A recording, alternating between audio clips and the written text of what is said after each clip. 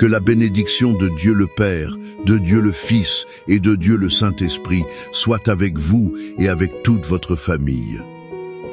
Mon cher frère, ma chère sœur, soyez les bienvenus dans cet espace sacré.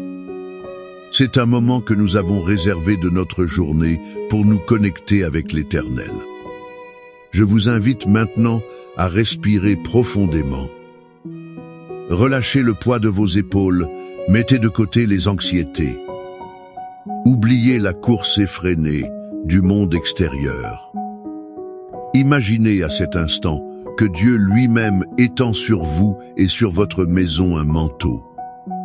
C'est un manteau lourd de paix, une couverture céleste. Elle apaise toute tempête intérieure et extérieure.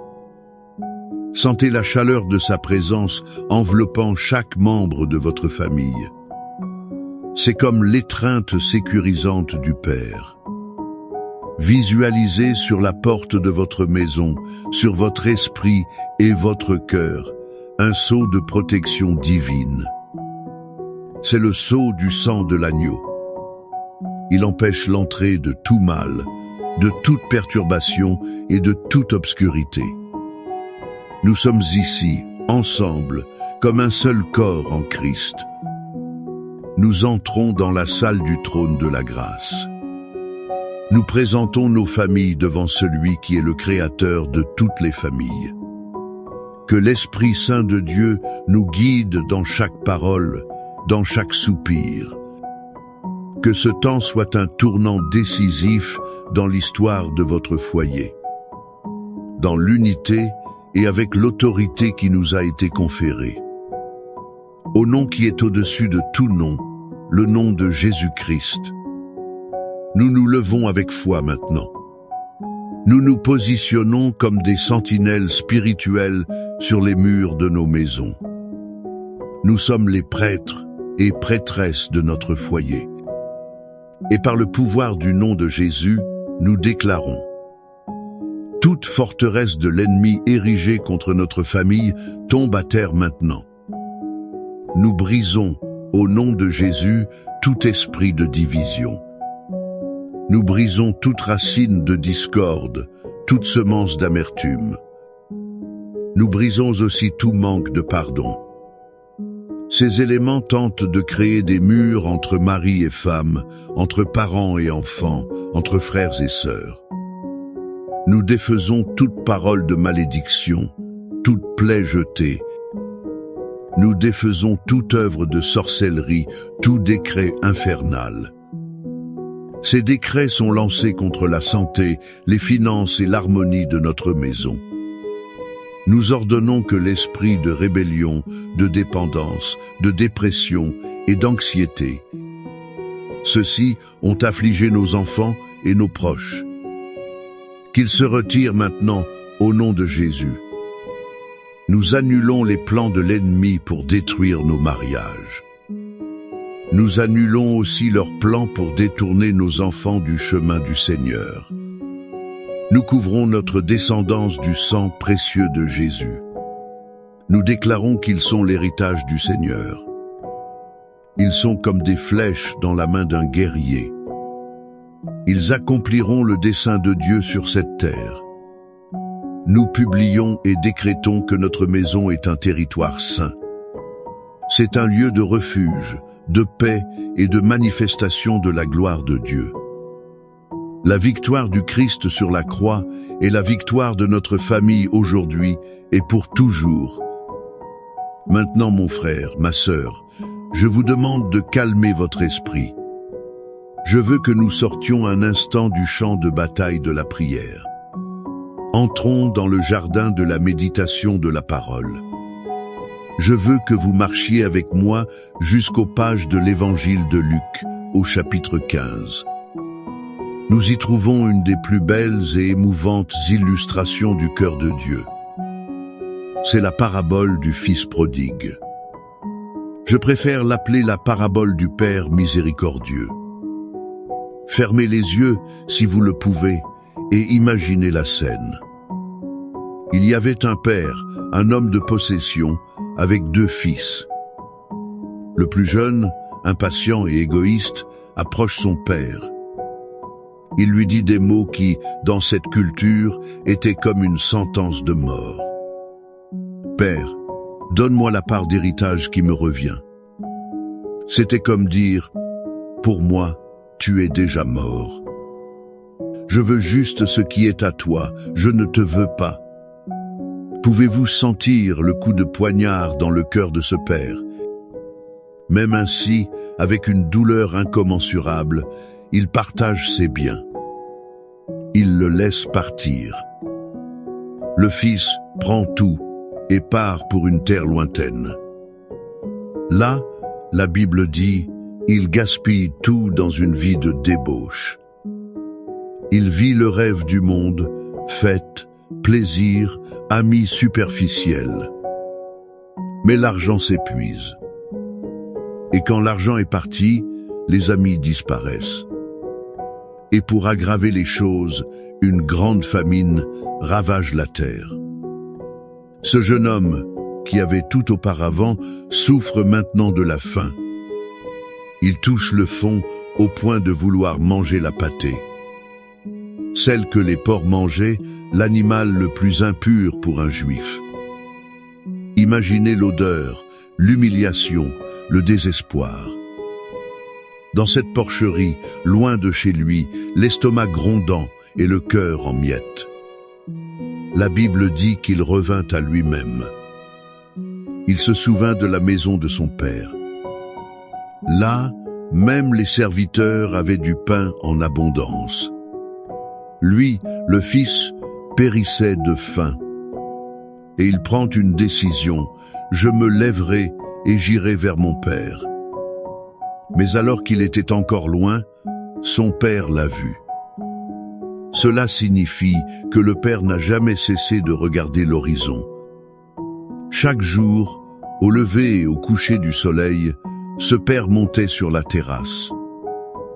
Il scrutait la route, attendant, aspirant, le cœur serré de nostalgie. Il attendait le retour de son garçon. Et quand il le voit, une silhouette sale et en haillons au loin, il n'attend pas. Il ne reste pas les bras croisés en disant « Je te l'avais bien dit, non ?» Non. La dignité d'un vieil homme oriental est mise de côté. Il relève ses vêtements, court, se jette au cou de son fils et le couvre de baisers. Le fils commence son discours de repentance répété. Mais le père ne le laisse même pas finir. Il crie au serviteur, « Apportez la meilleure robe. Mettez un anneau à son doigt, des sandales à ses pieds, et tuez le veau gras, car ce mon fils était mort, et il a revécu. Il était perdu, et il a été retrouvé. » Et la fête a commencé. De cette histoire si riche, jaillissent des leçons. Elles sont comme un baume pour nos familles aujourd'hui. La première et la plus puissante leçon est la suivante. L'amour de Dieu le Père pour nous et nos enfants est inconditionnel et infatigable. Peu êtes-vous un père ou une mère le cœur saignant. C'est à cause d'un enfant qui s'est égaré, qui a pris de mauvaises décisions, qui vit loin de Dieu et de ses valeurs. Vous regardez la situation et vous pensez, il n'y a plus d'espoir. Mais l'histoire d'aujourd'hui vous crie, le Père Céleste n'abandonne jamais. Comme le Père de la parabole, Dieu est chaque jour sur le balcon du ciel. Il regarde la route, attendant avec impatience le retour de son fils, de sa fille. Son amour ne dépend pas de leur bon comportement. Il les aime pour ce qu'ils sont, ses enfants. Ne perdez pas espoir. Continuez à prier, continuez à aimer, continuez à espérer. L'amour du Père est la force la plus puissante de l'univers. Elle peut ramener un cœur à la maison. La deuxième leçon est un phare d'espoir pour ceux qui se sentent perdus. Il y a toujours un chemin de retour. le fils prodigue a touché le fond. C'était l'endroit le plus bas qu'un être humain puisse atteindre. Il a senti qu'il n'était plus digne d'être appelé fils. Combien de fois nous, ou nos proches, nous sentons-nous ainsi? Pris dans des erreurs, des mariages brisés, des relations rompues. Nous pensons que le désordre est si grand qu'il n'y a pas de réparation possible. Mais l'Évangile nous dit que le point le plus bas de notre vie, il peut être le point de départ du plus grand retournement. Le moment où nous revenons à nous-mêmes et reconnaissons notre besoin de Dieu. C'est le moment où le ciel tout entier se prépare à nous recevoir. Peu importe à quelle distance vous êtes allés, peu importe la taille de l'erreur. Le chemin du retour vers la maison du Père est toujours ouvert. La porte de la grâce n'est jamais verrouillée. Et la troisième leçon peut être la plus difficile à pratiquer. Mais elle est la plus essentielle pour la guérison. C'est le pouvoir du pardon pour restaurer la famille. Le Père n'a pas exigé de période d'essai. Il n'a pas frotté les erreurs au visage de son Fils. Il n'a pas dit « Tu devras travailler dur pour regagner ma confiance ». Non, son pardon fut immédiat, complet et extravagant. Non seulement il a pardonné, mais il a restauré l'identité du Fils. Il l'a fait avec la robe, l'anneau et les sandales. Il a célébré. Combien de nos familles sont malades parce qu'il manque ce type de pardon?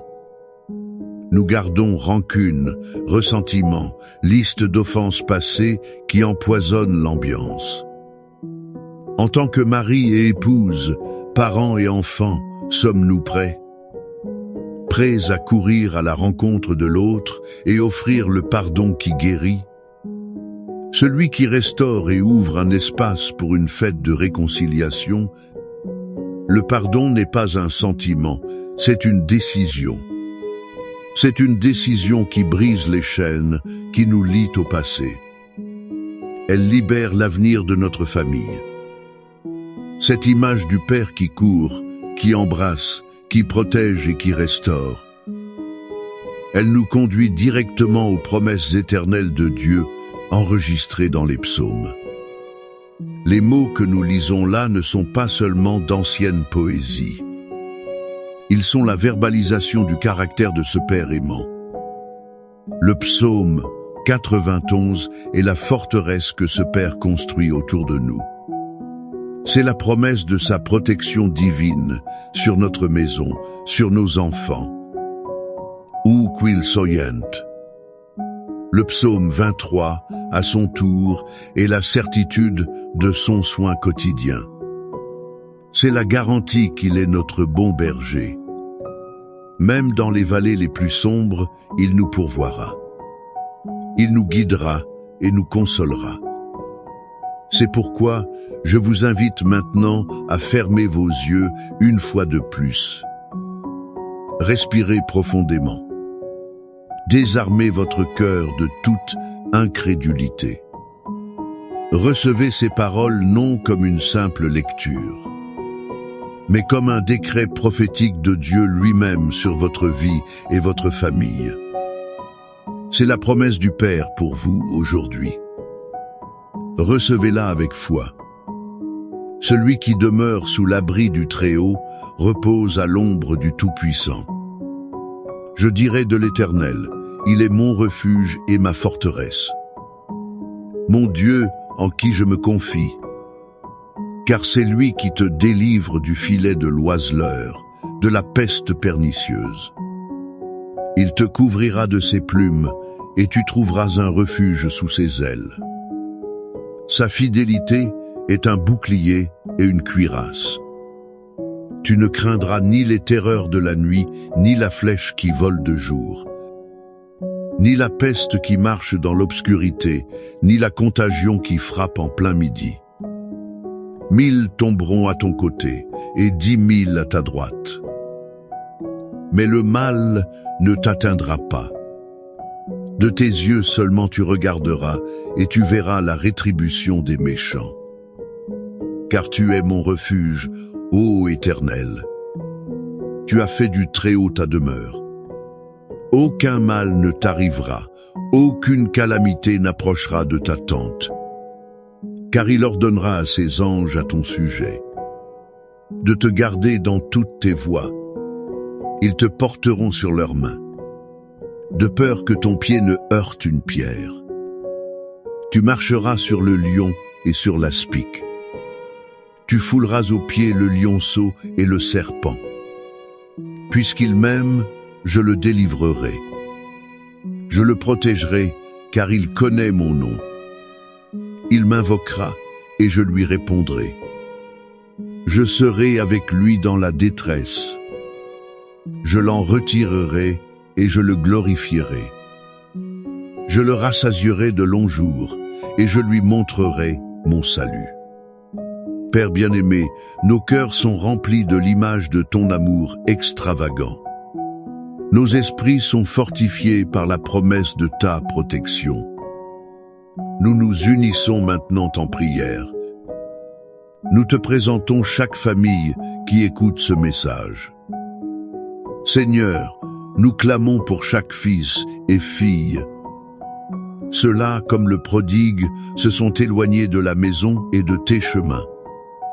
Où qu'ils soient, Père, nous demandons que ton Esprit Saint les trouve. Qu'ils reviennent à eux-mêmes.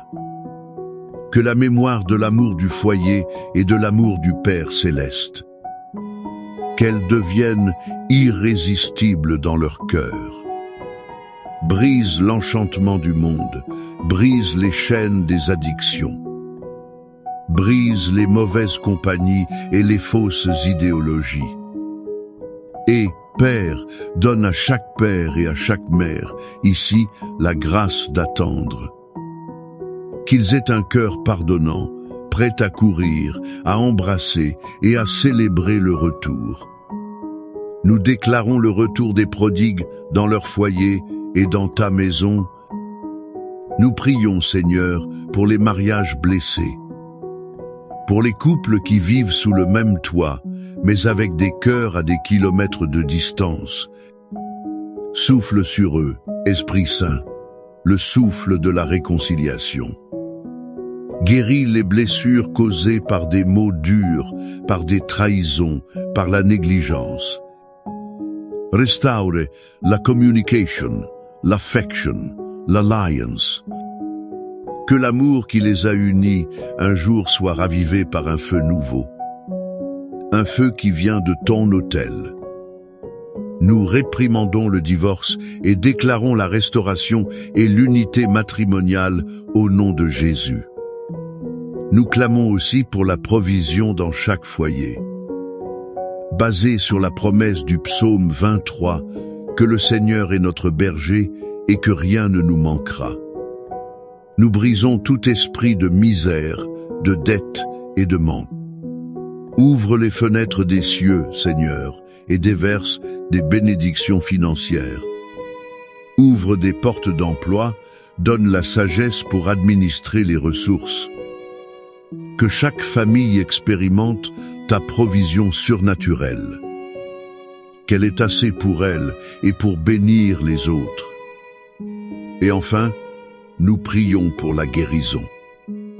Guérison physique pour les corps malades, pour les douleurs chroniques, pour les maladies qui apportent peur et désespoir.